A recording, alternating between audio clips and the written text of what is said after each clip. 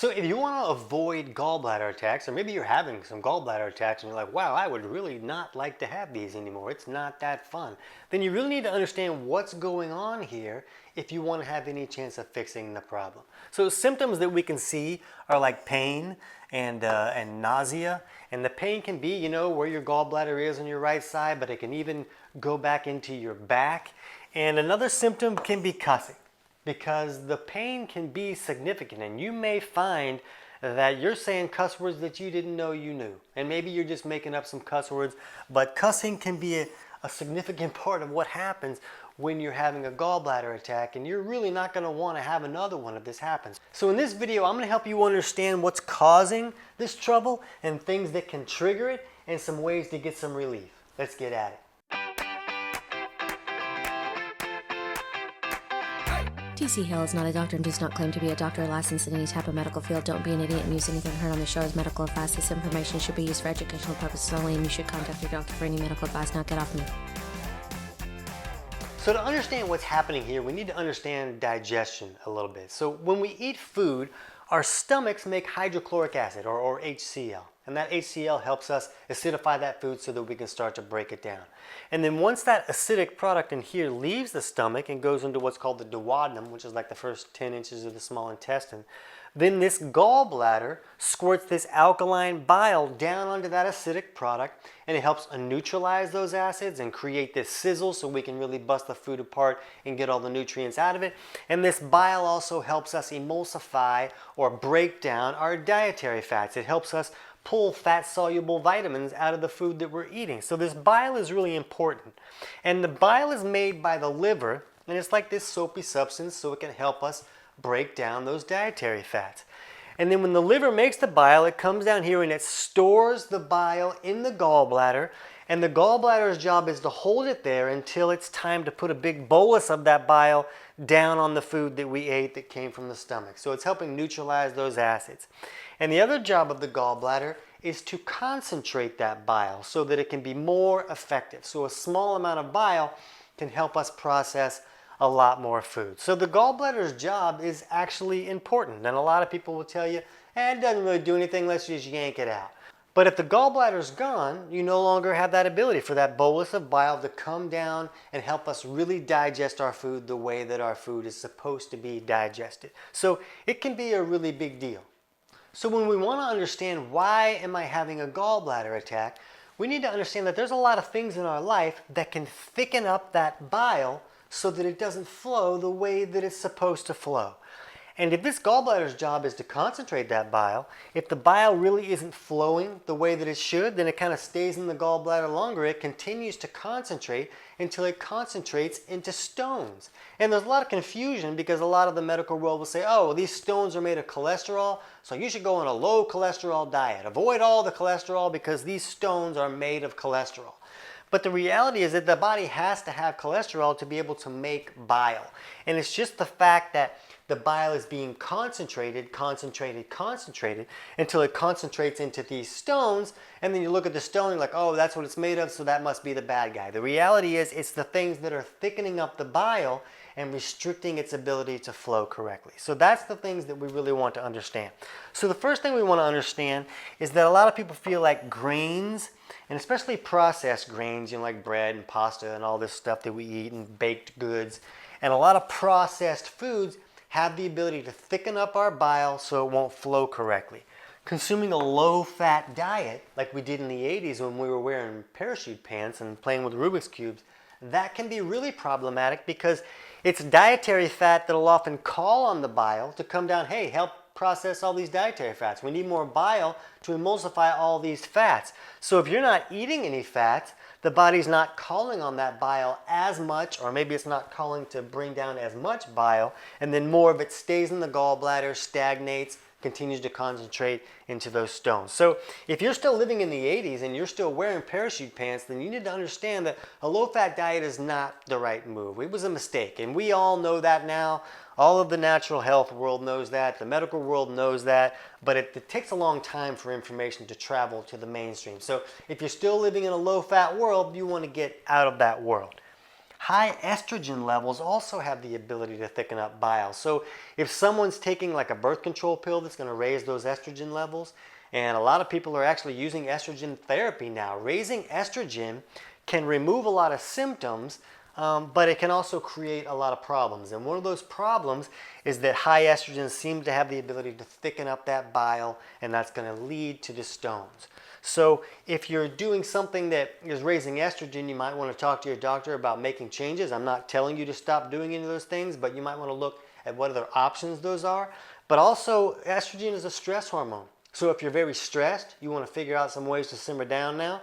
And also, if resources are really low in the body, that can be a stress to the body, and the stress will raise stress hormones in that scenario and can also cause trouble like that. So if you have a really low blood pressure, like your systolic number, that top number is below 112, that can be a sign that minerals and resources are low in the body, and that could be stressing the body out a little bit.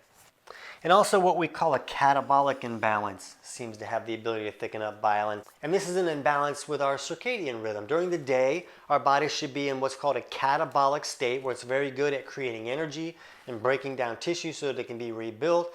And then at night, we should move into an anabolic state, where the body is very good at resting and sleeping and rebuilding and repairing. So both of those states are great. But the problem is some people can get stuck in one of those states most of the time. And if somebody's stuck in this catabolic state, it seems to have the ability to thicken up the bile, which can lead to these stones and such. And a lot of people feel like this processed and grain stuff has to do with the fact that they can really raise insulin, and insulin being high can also thicken up the bile and lead to these gallbladder stones. And we see in an overly catabolic state that people will lean towards more that insulin resistant side. And any type 2 diabetics that we see are often seem to be in this severe catabolic state. And so it can be that the insulin is just going high because the person is leaning insulin resistant. So if you're leaning on that insulin resistant side, you'll really want to take steps to improve that. And we'll put our videos on steps to improve insulin resistance in the description below this video so that you can check that out.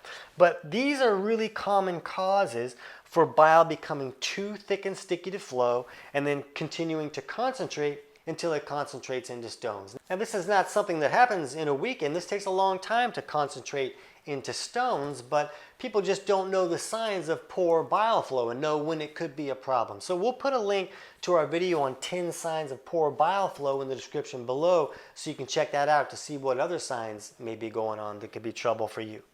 But when we're looking at a gallbladder attack, and we can look at a gallbladder that would have a lot of stones in it, and some people might have, one good-sized stone. They might have a whole bunch of little ones.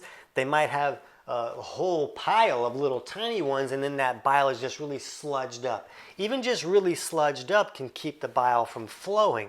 But any of these things, you can see that a stone could block this duct. And if that duct is blocked, then it's going to be a real problem. So when we look at what happens, this bile in the gallbladder, when it gets called on, it comes down here. But if a stone is in here, a stone could block a duct here. But even stones can get anywhere in this biliary pathway, anywhere in these biliary ducts, what they call them. And if a stone's in there, it could block that, and then that blockage and not allowing the bile to flow like it should creates significant pain. So when you're looking at the things that could trigger a gallbladder attack, it's really anything that's telling the body to function the way that it's supposed to function during the digestive process.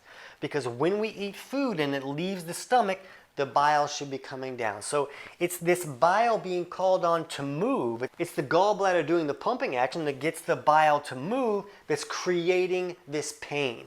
And when there's a stone there, that's creating the attack. So anytime there's movement, a stone has the ability to move. And you can't like, I'm going to stand like this so my stone doesn't move. You can't pull that off. The stone's going to move at free will. So anything that happens is going to do that. So what happens is a lot of people say, well, if I don't eat any fat, then I don't have a gallbladder attack. And that's basically going back to this low-fat situation where you're not calling on the gallbladder as much. So there's less of a chance of bile moving and a stone moving and blocking a duct. So some people will see improvement with that situation. But some people will say, if I don't eat any meat, then I don't get an attack, because a meat is harder to digest. It needs to acidify more. And when this acid leaves the stomach, the body's going to call on more bile to come down and help neutralize those acids. So it's not like, oh, well, I just won't eat any food anymore, because any of the things that you're trying to do to avoid the attack is really making the situation worse. If you have a bunch of stones in here, you can see that this is really starting to get plugged up where it's not going to flow at all. So if you continue to let bile stagnate in the gallbladder and do all these things so that the bile is not called on, you're really just allowing more bile to continue to concentrate into more stones until eventually it's plugged up and it's going to have to get yanked out. So, and a lot of people feel like, oh, they tell me that it's no big deal if I get my gallbladder yanked out. But if that's a concern of yours, you'll want to check out our videos on problems after gallbladder removal, so you'll understand the issues that can come about. Now, a person can be fine after they have their gallbladder removed, and some people will have no choice because there's so many stones or such big stones in there that it's going to be hard to turn that around. But you want to understand what's really coming when a gallbladder comes out before you're like, I don't like that discomfort. I got a little bit of discomfort. I'm just going to go ahead and yank it out. When you can take steps to fix it, you really want to fix it. And you can also see that sometimes people will have a gallbladder attack after they've had their gallbladder removed. And the doctor will be like, oh, that's a phantom pain. That's just kind of like you think it's kind of still there. And you'll be like, yeah, I'm pretty sure I had that pain. It was quite a lot. And what can happen is these biliary ducts can get blocked up. And they'll clear out the gallbladder and take that out, but they don't do the work to clear out these ducts so that they're not still blocked. If the bile is so blocked up, it can back up into these biliary ducts as well, and then a person will have their gallbladder removed, but they're still having gallbladder attacks because that pathway is not cleared out. So if you're having an attack and you're just looking for some immediate relief, one thing that a lot of people will say to do, and this was on the package 100 years ago, a long time ago when you bought Epsom salt, right there on the package is like, hey, if you have a gallbladder attack, take a tablespoon of this and some warm water and it'll kind of squirt those stones out. And that appears to be what happens. Now understand that this is not something you want. This is not how you fix gallstones, is just taking Epsom salt all the time. It can create some problems. But in the middle of an attack with that significant pain, then it's something that might work for some people. I'm not telling you to do this. I just hear from a lot of people that say that it benefited them. And it appears that a good amount of Epsom salt going in can really squirt some of those stones out. Now, it's usually going to create some significant diarrhea as well for that day or maybe into the next day. But sometimes people are like, yeah, I'll take that over this pain. So that's one option that a person could do during an attack. But to really fix the problem to where you don't have gallbladder attacks anymore, you have to fix the actual problem. So you have to get that bile flowing, and that flow can help melt those stones down so that they won't be so big and cause so much trouble and can eventually move out a lot easier. So just don't view it like, oh, I gotta always avoid fats, or I don't want to do anything that's gonna make digestion work. You can't really just avoid that. That's not the way to avoid gallbladder attacks. You really have to fix the problem. So what I want you to do right now is jump over to our video on how to save a gallbladder to learn how to take the right steps to get that bile moving so those stones can melt down and the gallbladder can work the way that it's supposed to work. Let me know how it goes.